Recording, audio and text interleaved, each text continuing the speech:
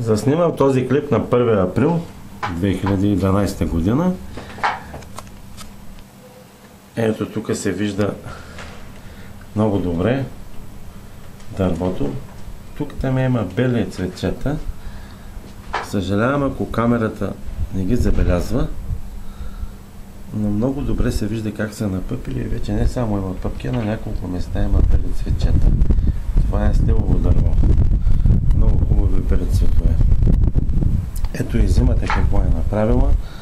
Изронила е стената, много тежка, много продължителна зима. Там кучето как се лежи.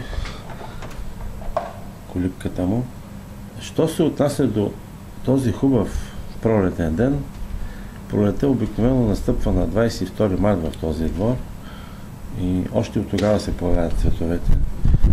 Но специално заснимаме днес на 1 април, денът на шегата, тези цветове, защото наистина не на шега са пораснали, разцъфнали са и карат хората да се радват, да изпитват удоволствие, наслада от настъпващата пролет.